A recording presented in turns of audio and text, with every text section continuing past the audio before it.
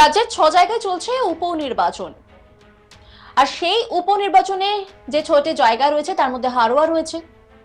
রেখাপাত্রের এলাকায় ভোটের সকাল থেকেই রীতিমতো অশান্তির ছবিটা কিন্তু বিরাজ করছে। সকাল থেকেই শুরু হয়ে গিয়েছে বিধানসভা উপনির্বাচনের ভোট গ্রহণ প্রক্রিয়া। ভাগ্য নির্ধারণ হতে চলেছে প্রতিটি উপনির্বাচনের প্রার্থীদের।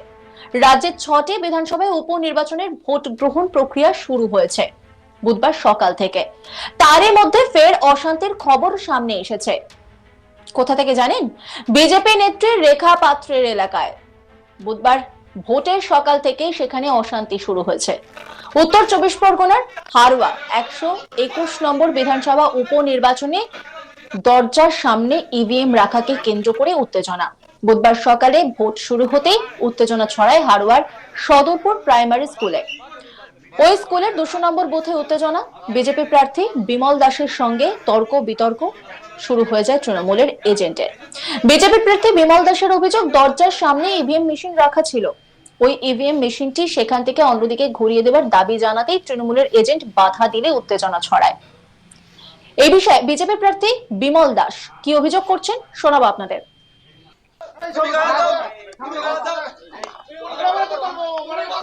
এই বুথটায় প্রত্যেকবার ছাপ্পা হয় এবং যারা ভোট দিতে আসে গ্রামের মানুষ তাদের প্রত্যেকের ভোট দেখে নিয়ে তাদের ভাঙচুর করা হয় এবং তাদের বাড়ি ক্ষতি করা হয় এবং তাদের জমির ঘেরির টাকা লিজের টাকা বন্ধ করা হয় এবং হুমকি দেওয়া হয়।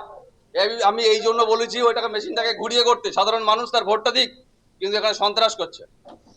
এটা সন্ত্রাস করার জায়গা। আমি যেটা ভোট মেশিনটাকে ঘোরাতে বলছি, এনারা বলছে ভোট করা, তাহলে ভয় কিসের? মেশিনটা তো ঘোরানো, বাকিটা কিছু নয়। মানুষ তো মানুষের ভোট দেবে, তাহলে কেন এখানে এটা হচ্ছে? এটা আমার নিজের বুথ, আমি বিজেপির ক্যান্ডিডেট। উত্তর 24 পরগনার হারোয়া 121 নম্বর বিধানসভা উপনির্বাচনের দরজার সামনে ইভিএম রাখাকে কেন্দ্র করে রীতিমতো উত্তেজনা। বুধবার সকাল থেকেই উত্তেজনার ছবিটা কিন্তু ধরা পড়েছে আজ তাক বাংলার ক্যামেরায়।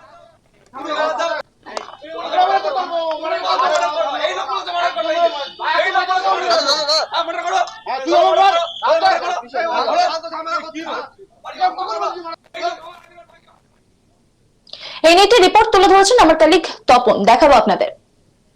সকাল যেটা দেখতে পেলাম সেটা হচ্ছে হাড়োয়া সদরপুর, যে এলাকাটি হচ্ছে সদরপুর হাড়োয়া পঞ্চায়েতের মধ্যেই পড়ে। এই সদরপুর এলাকায় কিন্তু বাড়ি বিজেপি প্রার্থী বিমল দাসের।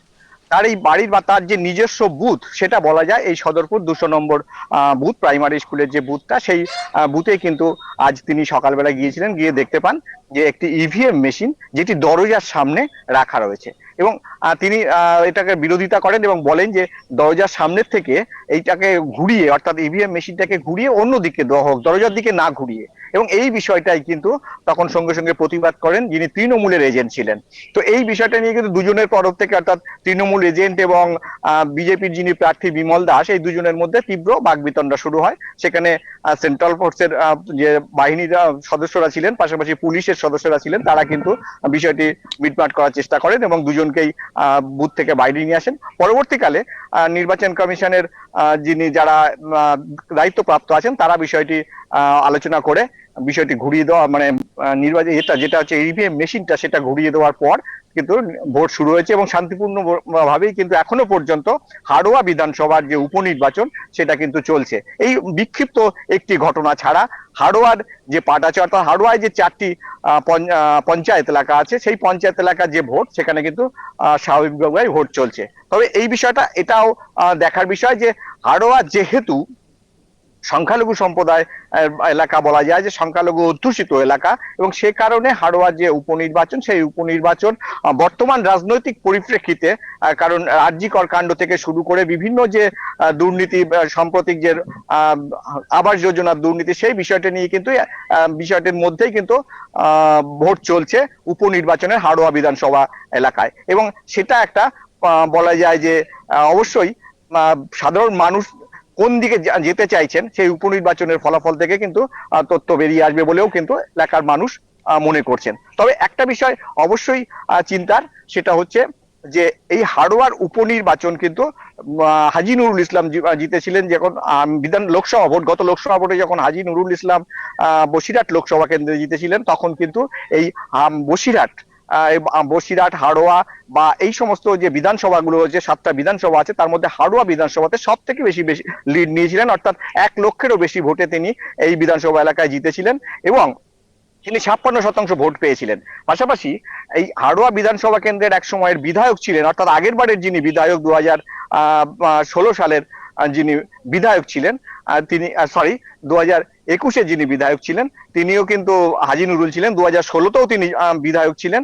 তো তার লোকসভা কেন্দ্র যেহেতু তিনি লোকসভায় ভোটে দাঁড়িয়েছিলেন এবং বসিরহাট লোকসভা কেন্দ্রে তিনি জিতেছিলেন, সেই কারণেই কিন্তু এই লোকসভা উপনির্বাচন অনুষ্ঠিত হচ্ছে এবং পরবর্তীকালে তিনি সাংসদ হওয়ার পরে তিনি প্রয়াত হয়েছেন সম্প্রতি, এবং বসিরহাট লোকসভা কেন্দ্র ভোটও কিছুদিনের মধ্যে হয়তো হতে পারে। তবে এবং তার সুযোগ্য পুত্র যিনি শেখ রবিউল ইসলাম, তিনি কিন্তু এই বসিরহাট লোকসভা হাড়োয়া বিধানসভা উপনির্বাচনে তিনি লড়ছেন এবং এই বিষয়টাই কিন্তু এলাকার যে সংখ্যালঘু সম্প্রদায়ের মানুষ তারা কিন্তু মাথায় রেখেছেন এবং সে কারণেই বলা যেতে পারে যে এই যে নির্বাচন চলছে সেই নির্বাচনে এলাকায় তৃণমূলের একটা যথেষ্ট প্রভাব আছে। এবং পাশাপাশি এলাকার যিনি বিজেপি প্রার্থী বিমল দাস, তার যে বাড়ির বুথ, অর্থাৎ 200 নম্বর বুথ বলা যায় বাড়ির এলাকায়, তার যে বুথ এলাকা সেই বুথের কিন্তু এই ঘটনাটি ঘটেছে আজ সকালে, যেখানে একটি ইভিএম মেশিন রাখাকে কেন্দ্র করে তৃণমূল এজেন্টের সঙ্গে জড়িয়েছে। আমরা যদি ভোটের নিরিখে দেখি তাহলে কিন্তু বলা যায় যে বিজেপি গত লোকসভা কেন্দ্রে যে ভোট পেয়েছিলেন সেই ভোট কিন্তু 2024-এর যে লোকসভা ভোট সেখানে কিন্তু অনেকটাই বিজেপি বেশি ভোট পেয়েছিলেন এবং সেটা হতে পারে যে যেহেতু প্রধানমন্ত্রীর স্নেহধন্যা প্রার্থী ছিলেন রেখা পাত্র, পাশাপাশি সন্দেশখালীর একটা এফেক্ট সেটা কিন্তু কাজ করেছিল বলা যায়। সেটা কাজ করেছিল আমরা এই অর্থে বলছি যে বিজেপির যে ভোট ব্যাংক সেটা কিন্তু বসিরহাট লোকসভা কেন্দ্রে অনেকটাই বেড়েছিল, অর্থাৎ আগের যে প্রার্থীরা বসিরহাটে বিজেপির তরফ থেকে দাঁড়িয়েছিলেন তাদের তুলনায় রেখা পাত্রের ভোট কিন্তু অনেক বেড়েছিল। পাশাপাশি সন্দেশখালী যে বিধানসভা সেই এলাকাটাই কিন্তু, সেই বিধানসভা এলাকাতেও কিন্তু তৃণমূলকে বলা যায় যে পরাজিত করেছে বিজেপি। তার কারণ হচ্ছে বিজেপি প্রায় 8,000-এরও বেশি ভোট তৃণমূলের থেকে বেশি পেয়েছে। এবং এই বিষয়টা যদি আমি দেখি তাহলে বলা যায় যে প্রধানমন্ত্রী যে কারণে রেখা পাত্রকে বসিরহাটে প্রার্থী করেছিলেন সেটাতে তারা হয়তো সিটটা জিততে পারেননি, অর্থাৎ বসিরহাট লোকসভা জিততে না পারলেও তারা কিন্তু বলা যায় যে কিছুটা হলেও প্রভাব ফেলতে পেরেছিলেন, যেটা বা ভোট বাক্স তাদের কিন্তু সেটা বেড়েছিল বসিরহাট লোকসভা কেন্দ্রে।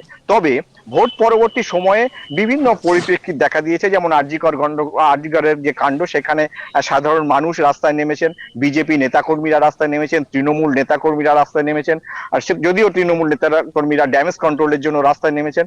তবে সবারই কিন্তু একটাই মোটিভ ছিল যে নজর রাখুন আজ তাক বাংলার ইউটিউব স্ট্রিমিং এ।